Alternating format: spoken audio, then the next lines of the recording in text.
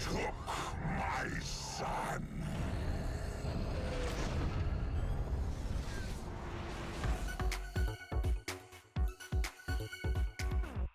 What's up, guys? I'm TamTu for Zoomin Games, here with my favorite game ever.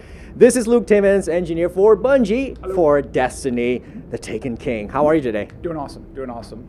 All right, so I just stepped in with my Guardian on Phobos, a completely new area. How much more of that location-wise can I expect for the Taken King? So Phobos was built just for, so what you played was the opening. You just played a tiny little opening of the Taken King. So that is just, Phobos was a set piece just for that. So that is not our new destination for the Taken King. New destination for the Taken King is the Dreadnought. That is Oryx's gigantic flying battle station that you didn't get a chance to experience in there, but that's what people get to look forward to, which is our first new destination.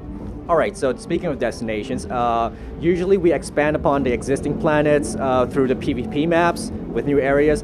How much longer until we actually get to explore new continents on Earth, or new areas in Venus, or even new planets? So you will be revisiting places you've been before. I mean, Destiny is meant to be always an ever-expanding world. So you are going to go back to places you've seen before. There's going to be new areas as you go back to, say, Cosmodrome or whatever else.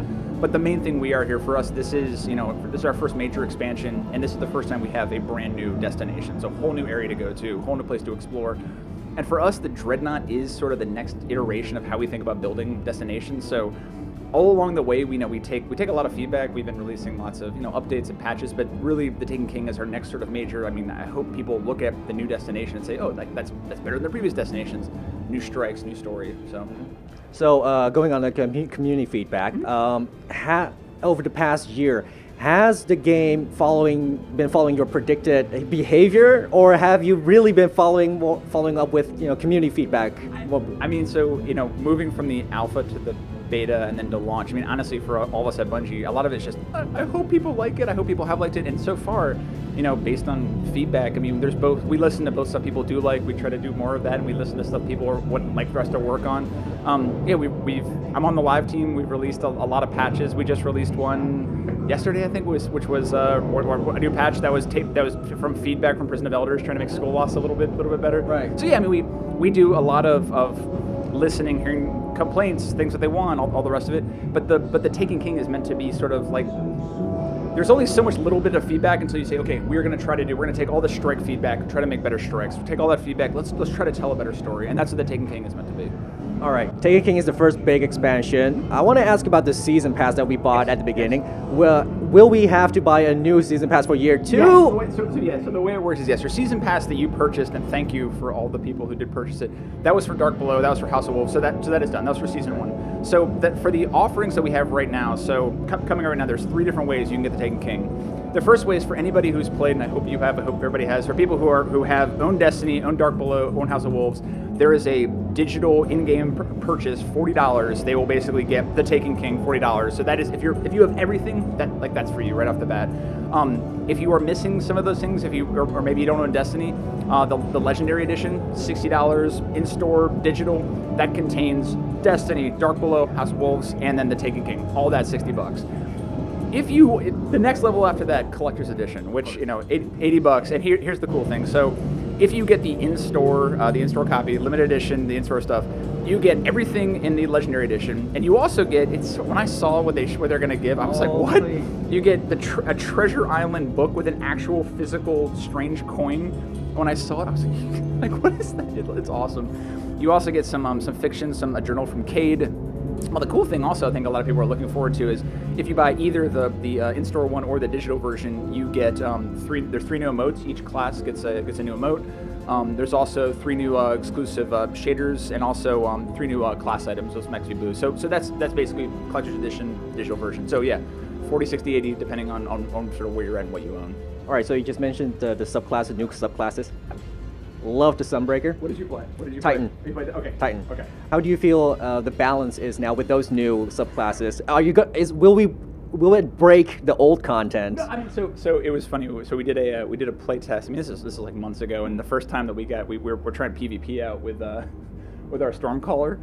And like this is months ago, and the first time, the guy gets a super, comes down a hallway, and immediately kills 5 people, and we're like, okay, I think the Warlock's gonna be a little. So we're still balancing them right now.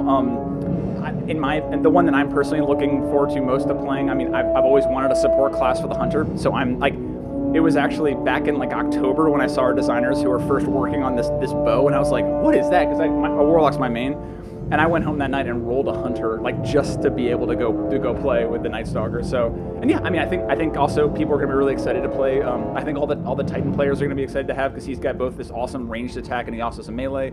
The new grenades and new classes are really cool. I mean, so there's a lot of really cool stuff there. Like for me, it's what is the Taken King? Taken King is all about.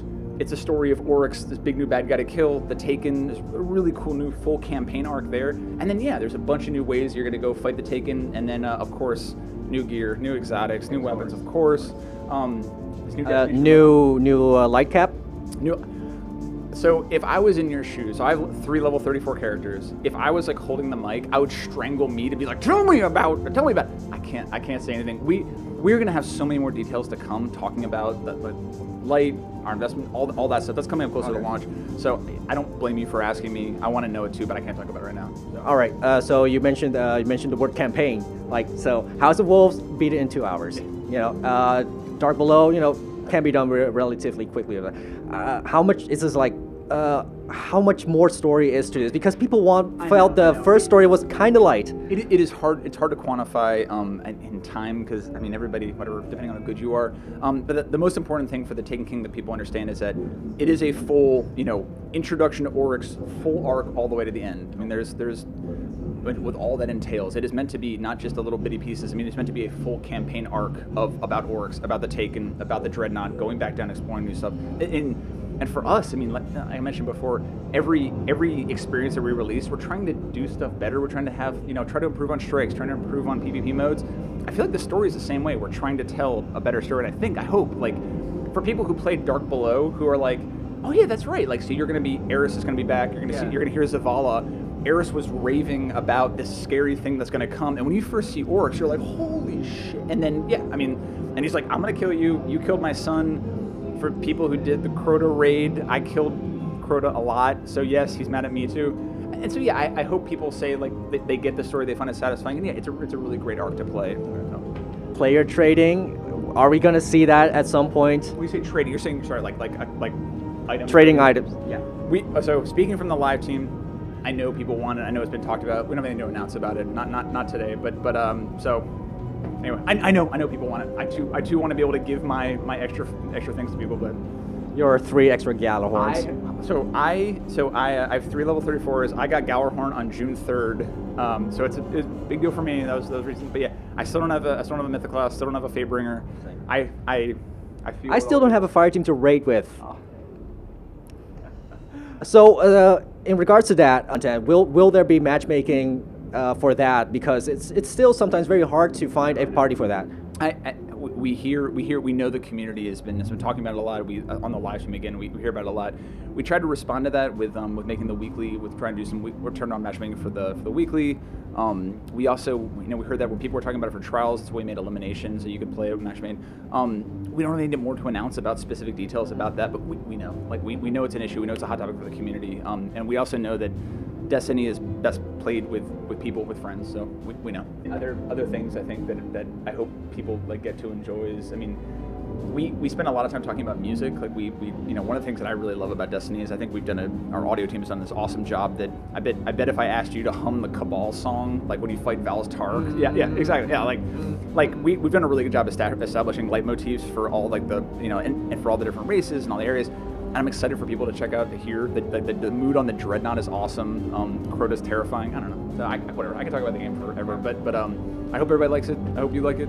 I really do, because I feel like a lot of people finally like Destiny. I mean, I hope when we were talking about every single release we do, we talk a lot about how can we make sure that if you've got a friend who's never played before, to make it easy to get them on board. And like when we said like, hey, how are we, what are we going to do for Taken King to make that easy? One of the first things was we were like, let's release the legendary pack, that thing, for $60 to be like, you get everything. Like if you've never played anything, you get every experience we've released, $60. And we're hoping that we're like, okay, come on board. And then we did put a lot of work into the Taken King to make sure that it is easy to basically have people be able to play with their friends no matter what level. So we think about that a lot. It matters a lot to us. So you do need to finish the DLC content, the existing DLC content, to jump into the Taken King? It is meant to be played. If you were starting from scratch, it is basically an experience that is meant to be played like all the way through. We're not talking like all the details about exactly what that pacing is like. But yeah, I mean, absolutely. Again, when I talk about Oryx, I hope people have experienced Eris talking crazy stuff about Oryx before they actually meet him. So, I think we're gonna leave it at this. Thank you very much. Thank you for telling everything about Destiny, and I'm really looking forward to it. Thank you for the play session. Maybe I can get another one. Maybe, right? Yes? Maybe? Yes?